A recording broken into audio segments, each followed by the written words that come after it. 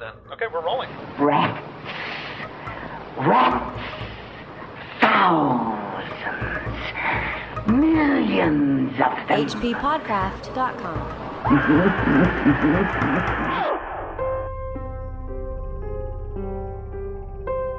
On July 16, 1923, I moved into Exham Priory after the last workman had finished his labors. The restoration had been a stupendous task, for little had remained of the deserted pile but a shell-like ruin. Yet because it had been the seat of my ancestors, I let no expense deter me. The place had not been inhabited since the reign of James I, when a tragedy of intensely hideous though largely unexplained nature had struck down the master, 5 of his children, and several servants, and driven forth under a cloud of suspicion and terror the 3rd son, my lineal progenitor, and the only survivor of the abhorred line. With this sole heir denounced as a murderer, the estate had reverted to the crown, nor had the accused man made any attempt to exculpate himself or regain his property. Shaken by some horror greater than that of conscience of the law, and expressing only a frantic wish to exclude the ancient edifice from his sight and memory, Walter de la Poer, 11th Baron Exham, fled to Virginia, and there founded the family which by the next century had become known as de la Poer. That is a lot of information in a first paragraph. Boy, it is. We got some history, we got some names, and before we discuss those, let me give you some names. All right. I'm Chad Pfeiffer. Oh, I'm Chris Lackey. And today we have a guest, somebody whose name we've spoken so much, we've actually conjured him up. Ladies and gentlemen, Kenneth Hite. Yes, do not call up that which you cannot put down. Ken, thanks for being back on the show with us. Thanks so much for having me back on. I'm always happy to be here. And that beautiful opening paragraph was read by Andrew Leman, making his triumphant second season return. Oh, yeah, I know. This is the first time we've had him back. Yeah. It's a crime we haven't had him back sooner. And that opening paragraph was, of course, from The Rats in the Walls. Which is this week's story. It is. And it's such a great title. I don't want to get past that. It is a great title. It is a good title. When I was a teenager, I read this one thinking, this is going to creep me out. It delivered. Absolutely. This is one of the first Lovecraft stories I've read. I think this is maybe one of the ones that I read in that first sort of explosion of Lovecraft reading when I found the old copy of Dunwich Horror and Others, or whatever it was, in the garage. That was my dad's old copy.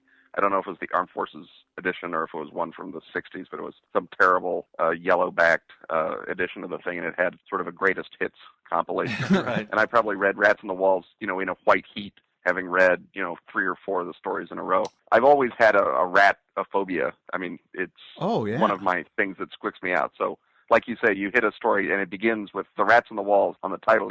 This is not going to end well. You just know that trouble is going to be. I got to say, we just read this in a white heat back to back with The Lurking Fear. Yeah. And because of that, I actually was having some mental difficulties because there's a lot of similarities between the stories. Me too, yeah. You have these ancient estates owned by a family with a strange history. Somebody in that history breaks away from the family. In that story, he was murdered for it. In this one, he did the murdering. So this is familiar territory for Lovecraft, but it's such a well-written story, I think it kind of rises above his canon. And not to give it away, but the ending is very similar, too. Yes. Yeah. The breeding pits underneath the house and the rest of it.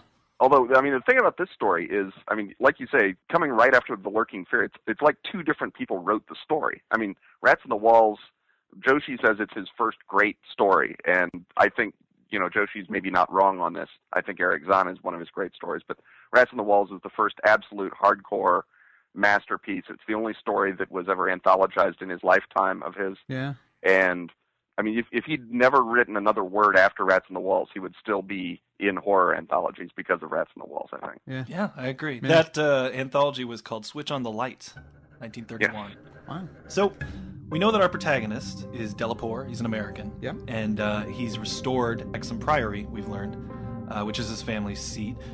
What do we know about this building? Well, Exham Priory had remained untenanted, though later allotted to the estates of the Norris family, and much studied because of its peculiarly composite architecture. An architecture involving Gothic towers resting on a Saxon or Romanesque substructure, whose foundation in turn was of a still earlier order or blend of orders, Roman and even Druidic or native Cymric. Architects and antiquarians loved to examine this strange relic of forgotten centuries, but the country folk hated it. They had hated it hundreds of years before when my ancestors lived there, and they hated it now with the moss and mold of abandonment on it. I had not been a day in Anchester before I knew I came of an accursed house. And this week, workmen have blown up Exham Priory. and are busy obliterating the traces of its foundations. Kaboom! Also very similar to Lurking Fear. But such a great way to open the story. I mean, certainly for this period in Lovecraft's career, it's such a sort of straightforward journalistic sort of a way, right? Yeah, He begins absolutely. with an actual date, and then at the end, and we're 2 paragraphs in, and this week workmen have blown up Exham Priory. Wow. I know. Something really bad happened in there.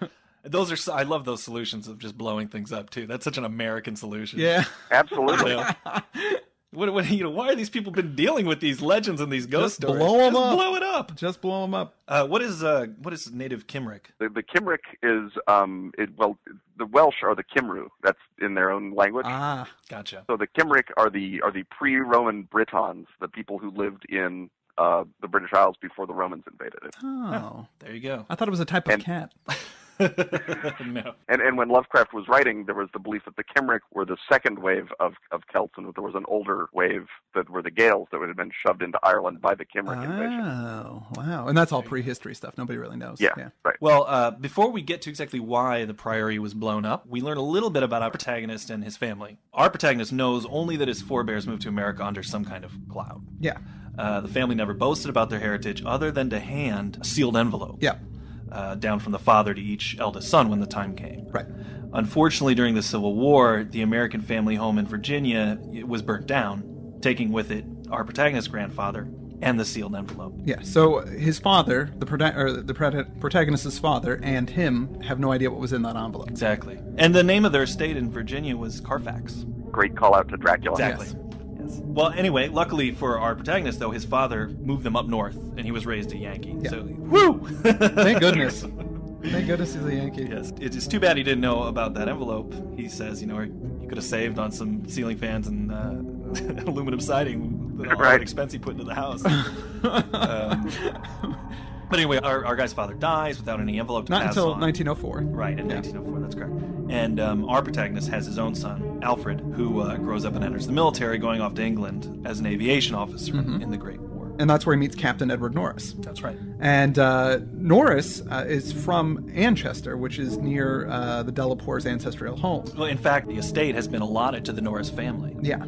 So they actually now control those lands. And Edward Norris has a lot of tales about his family. And so Alfred is writing back to his father and telling him all these wild stories. Yeah, and this stuff gets Delapore, our protagonist, so excited he just decides to buy and restore the family home from the Norris family. But things go bad.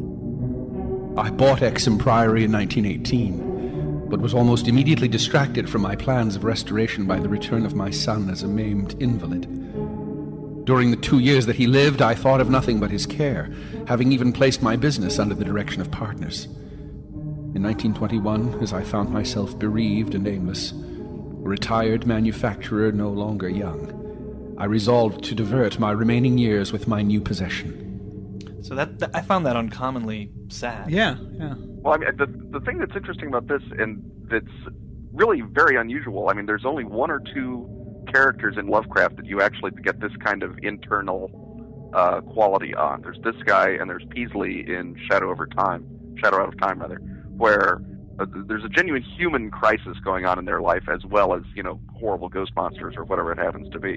And when you read about this poor guy, and he's sort of, he talks about how his past was basically destroyed when he was 7, and then his future dies in 1920 with his son. You really get a sense that this guy is really sort of cut off from any kind of human contact, except for this guy in England who wrote him letters about his son's career. Yeah. You don't get this with a lot of the other Lovecraft protagonists, who basically exist only to go through files or read letters and don't really have any interior life of their own. Thing on the Doorstep actually is another one that I actually felt kind of emotional connection to. The protagonist and his friend, like they had a real genuine friendship and cared about each other. But it is rare. Yeah, those are the 3 stories I can think of in all of Lovecraft. And I always thought that it's having a wounded or hurt protagonist really brings you into a horror story better, Yeah. In some of the best movies, they're coming from some kind of conflict that maybe you only know a little bit about, Right. so they're already in a really delicate place. I'm thinking of The Changeling. I'm thinking of The Changeling, too, yeah. George C. Scott, where he loses his wife and his daughter in the first scene of the movie, and then moves to a haunted house. Yeah. As so often happens. Exactly. So our protagonist then arrives in England, happy, of course, as Ken said, to hang out with Captain Norris, and they begin restoring their ancient home, which is just a ruin. So they want to restore it so it begins to look like it had been 3 centuries before. And of course, much like the Moonbog, he's got to hire outside I was thinking that too. Yeah. Because the locals, they won't have anything to do with the house or with him. In fact, he says that they viewed the priory as nothing less than a haunt for fiends and werewolves. You know, the Delapore, this is one of the notes I had. Supposedly, Poor was Poe's name before they came over. Oh, right. Delapore was... Yeah. Well, apparently, a woman who was affianced to Poe, I think it's the one right before he died, Whitman, her middle name was Power, or one of her lineal names was Power. And she wrote to him saying that they had a common ancestor named Delapore. Ah, there you go. There we go. And that showed up apparently in a biography of Poe, or rather actually in a biography of Whitman, that Lovecraft had read. So he knew that fact about Poe having had a Delapore ancestor. And obviously, since this story, like I've said, is such a huge Poe-esque story, it's essentially his riff on House of Usher. That you can tell that he's really trying to introduce a Poe-like feeling to it, as well as make it very much his own story. Yeah, definitely. So as they work on this estate, Delapore studies the ruins and he sees that it stands on this pre-Druidic temple. Yep. Where he sees evidence of Latin phrases that they tell him about the Magna Mater, pagan Earth Mother stuff. Right. And he knows from his historical research that there were some nameless rites going on down there when the Romans were in place, right. and that the Christian church just absorbed those orgies and rituals. Well, there was a monastic order moved in, and people would leave them alone because they were so creeped out by the place. Right. So who knows what they were doing in there? Well, he sees the first mention of his family in the historical documents as being 1307. They're mentioned as the Delapores as cursed of God. Right. Around when the castle was erected on the site of this temple. Yep. And he says next to the things whispered about his family, Gilles de Rais and the Marquis de Sade were pussies, basically. I know Marquis de Sade, but who's Gilles de Rais? Is he... I don't know that. Gilles de Rais is the historical Bluebeard, although he was he didn't kill a bunch of wives. He killed a whole bunch of his peasants and tenants. He had huge estates in Brittany, and he was a buddy of Joan of Arc. Actually, they fought together against the English in the 100 Years' War. And after Joan was captured and turned over to the English by the Burgundians, Gilles basically pulled out of the war, went back to Brittany, and depending on who you read, either to recoup the vast expenses that he had undertaken in the war, or just because he liked living large, he turned to black magic as an attempt to get wealthy. And in the course of the black magic research, discovered I suppose, hitherto unknown talent for sadism and murder, and wound up killing, I think it was a churchman that he finally laid impious hands on and tortured to death in the cellar. God. And that led him open to a church investigation, and they came in and they found, again, in Lovecraft style, a whole grotto full of black magic and human bones, and they dragged him off and executed him. Wow. Yeah. Pretty great. And compared to this family, those guys were pussycats. Yeah, no. That's right. And he was nothing to the Delapores. Exactly. And of the Delapores, he says the barons and their direct heirs were the worst in these legends, in that there was a sort of an inner cult in the family. That, if somebody had healthier inclinations in that family, they would quickly kind of disappear and be replaced by some other, family member. Yeah, Although people could also sort of marry into the cult. Right. One woman, Lady Margaret Trevor, was said to be a bane of children, and they even made an old ballad about her. I think that's such a nice detail. Yeah. Well, our protagonist ends up moving in, finally, on July 16th, 1923, into a household that consists of 7 servants and 9 cats. Seems about right. Yeah. He also finds out that Walter Delapore killed his father, 3 brothers, and 2 sisters, and then he took off to Virginia. Right, and everybody his ancestor. Right. And everybody let it happen. Yeah, exactly. Everybody was cool with it. They weren't too upset that he was, They're like, good riddance. And, all of these legends and superstitions about his past, Delapore, he kind of finds these things repellent. I mean, I'd be a little uncomfortable if all these people were talking this much shit about my family, right. too, you know? Yeah, exactly. But they also remind him of more recent betrayals. Randolph Delaporte, his cousin, went among the Negroes and became a voodoo priest. Yeah. He's a close relative of it. That's current, you know? I found that really a surprising little detail. That is. And there are some vaguer legends as well that don't bother him as much, but maybe should. I was much less disturbed by the vaguer tales of wails and howlings in the barren, windswept valley beneath the limestone cliff, of the graveyard stenches after the spring rains, of the floundering, squealing white thing on which Sir John Clave's horse had trod one night in a lonely field, and of the servant who had gone mad at what he saw in the priory in the full light of day. The squealing white thing. And I like that he's much less disturbed by that. Yeah, that doesn't bother him so much. Well, a squealing white thing, that could be anything, Yeah, it really. could be anything. But, Lovecraft's really setting us up. He's really building and building and building. A few of the tales were exceedingly picturesque, and made me wish I had learnt more of comparative mythology in my youth. There was, for instance, the belief that a legion of bat-winged devils kept witches' Sabbath each night at the priory. A legion whose sustenance might explain the disproportionate abundance of coarse vegetables harvested in the vast gardens. And, most vivid of all, there was the dramatic epic of the rats, the scampering army of obscene vermin which had burst forth from the castle 3 months after the tragedy that doomed it to desertion. The lean, filthy, ravenous army which had swept all before it, and devoured fowl, cats, dogs, hogs, sheep, and even 2 hapless human beings before its fury was spent. Around that unforgettable rodent army a whole separate cycle of myths revolves, for it scattered among the village homes and brought curses and horrors in its train. Whoa! Whoa. So now the scene is definitely Now all it's set. set, Yes, okay. we've got the Yeah. rebuilt house, the legends of the ancestors, the legends of the rats. Yep. And now our friend moves in. He moves in, and the first incident occurs on July 22nd, and his cat started acting strangely. Now, this cat was named after Lovecraft's cat when he was young. Right, Nigerman. Did I read that wrong? Yeah, This was Lovecraft's. The cat is named Nigerman. right. And this was the name of a cat that Lovecraft had when he was young. When he was a boy. Yeah. Which kind of gives you an idea of the household he grew up in. Right. Well, at the time, it wasn't as unusual a name as it, as it would have been when Lovecraft was writing, and it was less unusual 20 years before that, and one assumes 20 years before that when his father, whoever would have been, thinking up cat names. Right. I mean, it's still not, most of the abolitionists in the time, in the mid 1800s, or I'm sorry, early 1800s, they said colored. They didn't even say that either. So, I mean, it's been not a great word for a long time. Yeah.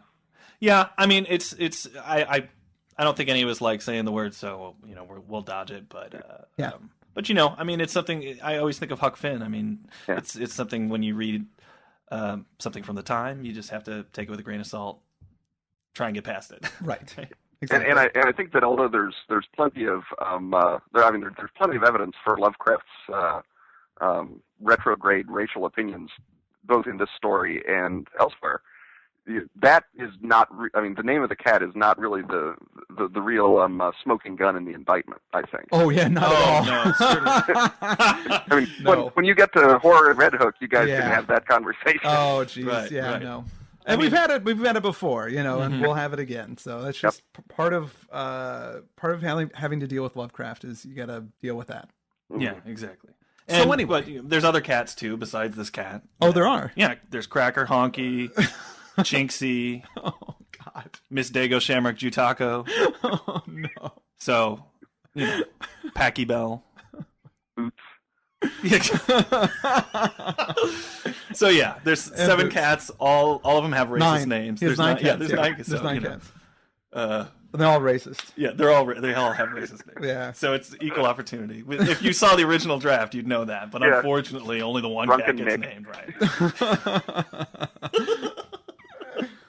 Oh God. So anyway, on July 22nd. On July 22nd, Which is only just a few days after he's moved into his new house. Yeah. Yeah, he moved in like a week before. Yeah, that's it. And then this happens. Yeah, the cat starts flipping out, moving from room to room. Right, oh, yeah. Sniffing at the walls. And Lovecraft writes here something I found interesting, this sentence. He says, I realize how trite this sounds. Like the inevitable dog in the ghost story which always growls before his master sees the sheeted figure. Yet I cannot consistently suppress it. And, I don't know, I feel like he's talking right to us. Like, hey guys, right. I know this is a little cliche, but this is what the cat was doing. Yeah. Well, it kind of makes it feel a little bit more real. Yeah. Because the character in the story is aware of all of the things that the reader would typically be aware of. Mm-hmm. And he's like, look, I know what you're thinking. I thought the same thing too, which makes it feel a little bit more legitimate. It's like how when your Poe narrator is always saying, obviously this can't be going on, I'm just making it up. Right. I must have just sort of hallucinated how creepy the house looked or how strange my friend's appearance was. It's like, he couldn't really have looked that strange. I'll just tell you what I thought I saw, but we both know that I'm completely rational. Couldn't possibly have seen that. Right. Absolutely. The cat just doesn't start freaking out at, the tapestry on the wall is moving. Right. Well, so the first night, the cat, his cat is freaking out, and then that day he finds out all the cats were freaking out, and that night when he goes, and the next night though, the cat starts acting the same way again, and this time he hears the rats in the walls, and he doesn't just hear them. Yeah, he sees tapestry moving. When he puts the tapestry aside, there's no rats there; it's just the stone wall. Yeah, yeah, and nobody else heard anything, of course, in the house. No, either night. So he borrows some traps from Captain Norris, and he hits the sack again the next night. I retired early, being very sleepy, but was harassed by dreams of the most horrible sort. I seemed to be looking down from an immense height upon a twilit grotto, knee-deep with filth, where a white-bearded demon swineherd drove about with his staff a flock of fungus, flabby beasts whose appearance filled me with unutterable loathing. Then, as the swineherd paused and nodded over his task, a mighty swarm of rats rained down on the stinking abyss and fell to devouring beasts and man alike. Yeah. Yeah, jeez. His cat, Nigerman, wakes him up from this dream. Yeah. Mm-hmm. And cat's freaking out. The cat's freaking out. And then the tapestry again is moving, and he's like afraid to turn on the light. He doesn't want to turn on the light, but he does it. And then he runs over and pulls it away. There you go, that's what and then there's nothing there, and he looks over at the trap. The trap has been sprung, but it's empty. Which I'm like, why would you have rat traps around with all these cats? He's doubling up. Oh, okay. Sounds like a lot of rats. Belt and suspenders. He's a practical American. Well, he opens the door to his bedroom, and his cat goes flying out. And he hears that night all the rats they're like descending in the house. Yeah, they're like crawling down the walls and going down into the basement or whatever. And all the servants are complaining that their cats are freaking too, but they can't hear the noises teleporting. Right, yeah. When he wakes up, all the servants come in because they're like, yeah, what the heck's going on? The cats are freaking out. What do you see? And then he can't go to sleep that night after that. Everybody kind of calms down. So he goes into the study. Mm-hmm. And he starts reading and taking it easy. And then he hears the rats again. And they're crawling down and deeper. And there seems like there's thousands of them. So the next day he gets on his cell phone and he calls Captain Norris. And says, "Come over here. You gotta help me out with this." And he was a little nervous about telling him I'm hearing these rats, but the captain's he's pretty cool. Yeah, he's good people. He's good people. And they sort of explore the sub-cellar where the cats have been leading him. The cats have been going down to the store and meowing down there. And they've been there before. They see all the remnants of Roman paganism. They talk about some altar-like stones that are down there, and one of them has some curious brown stains on it. Yeah, and then there's there's been a burning. Like there's like a charred, so somebody kind of offered some sign of sacrifices or something. Right. And he mentions Addis, Addis, who I believed was so in love with Cybele that he castrated himself. Mm-hmm. That's a pretty intense story. And these people were worshiping this guy. Yes, and Cybele as well. Yeah. So what possesses people to worship a guy that castrates himself? Supposedly, they were a lot of eunuchs too. Like that being part of this cult you would want to become a eunuch. Well, you might not want to, but I don't know if you want to. I don't know who willingly joins this cult. There really doesn't seem to be an upside to it. Right. So he and Captain Norris come to a great solution, which is let's pull some couches down there. They have their servants drag the couches down. Right, they don't actually do it, and let's take a rest in the sub-cellar, and we're going to find out what's up. We're going to find out what's up. We're going to see some rats. Of course, I'll probably fall asleep, but hopefully. This is also like lurking fear. But so they drag him down there, and our guy does drift off, and he has that dream about the swineherd and the fungus beasts again. Right. when he wakes, the cats are all outside of the door. They shut the door. The cats are out there freaking out. Yeah. Now, he has his little black cat in there who's pacing around the chamber, and Delport starts to hear the rats again. Right. This shouldn't be, though, because these walls are limestone. They shouldn't be porous. Yeah, no way. Of course, Norris can't hear the rats, but he knows sees the cats are reacting. Yeah, he hears the cats freaking out, and it's freaking him out, and he can't hear it, but our protagonist can. So he's scared too. It's freaking him out. But the rats are going down, much Deeper. further than they should be able to exactly. go, and the cat starts scratching at the stone altar in the middle of the room. And when they look at what the cat is scratching at, they can't see anything, but they put the lantern down to get a closer look. Right. And the flame flickers from a draft of air. It does. Just coming from below the altar. Yeah, what do they do? What are they going to do? They're going to go back up to the well-lit study. That's right. And have a conversation about this. Right. And then they decide to go to London and collect experts. At this point, I really feel like this is right out of what the Call of Cthulhu role-playing game is based out of. Like they go to London and they get experts. They get an archaeologist, they get a psychic investigator, they get an anthropologist, right. And all these people go with them back to the Priory. Yeah, they all jump on the train to Anchester, and then they investigate. Yeah. Now, I should mention that on that train ride, he mentions that everybody's somber because the president has just died. Yes. Yes. That's Warren Harding. Yep. Who had a heart attack while he was in office. Yeah. Mm-hmm. And from what I know, just with my passing knowledge, was a terrible president. Yeah, supposedly wasn't so great.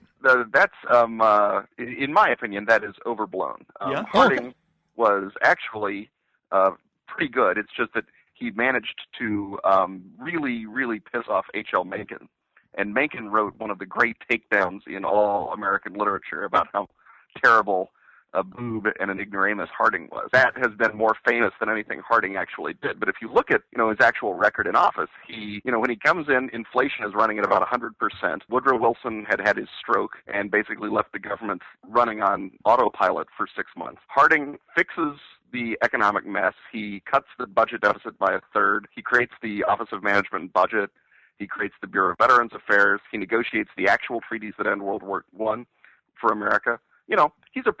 He's got his problems, obviously. He's got the Teapot Dome and some scandals with his administration. But if you're looking at how is the country after he's done with it, it's prosperous and at peace and doing well. And when you look at what a horrible mess it was, with 100,000 people thrown in jail because they disagreed with World War I or whatever else that Wilson had been doing, Harding comes off looking pretty good.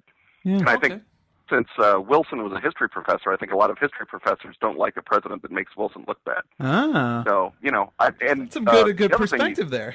And the other thing you have to keep in mind is in 1923, when Harding died, it was a huge body blow to Americans. I mean, Lovecraft would have known that the body went from coast to coast on a funeral train, and people poured out and they stood along the train tracks and they watched the body go by on the train. Yeah. And it was a real blow. He'd won the largest single popular majority in the history of the president. His election in 1920 was a huge landslide victory. Yeah. And so he was very personally popular, and there were people who had their problems with him one way or the other, and people were upset, obviously, about the fact that I forget if it was his head of Veterans Affairs had fled to England, the head of prosecution, and his interior secretary was stealing oil from the government and whatever else. So that was a problem. But again, no one picked Harding per se as someone that they despised because of it. And he was on the verge of doing sort of a nationwide speaking tour, whistle-stop tour to address the scandals in his cabinet because his attorney general turned out to actually be a real crook. And so that's the moment that he dies, and it probably is because of all the cabinet scandals that he has that heart attack. Well, now he also, he liked to cheat on his wife and drink despite prohibition and play cards. But who among us doesn't like to drink despite prohibition and play cards? Exactly. It's true. Well, Chad said that because it's something personal. Harding actually hit on his married great grandmother. Oh well, yeah, and, obviously. Yeah, so he's she had a fondness for tall men. Yes. In walks Warren G. Harding. And with that, we conclude part 1 of The Rats in the Walls with Kenneth Hite. Next week, part 2. This has been the H.P. Lovecraft Literary Podcast at hppodcraft.com.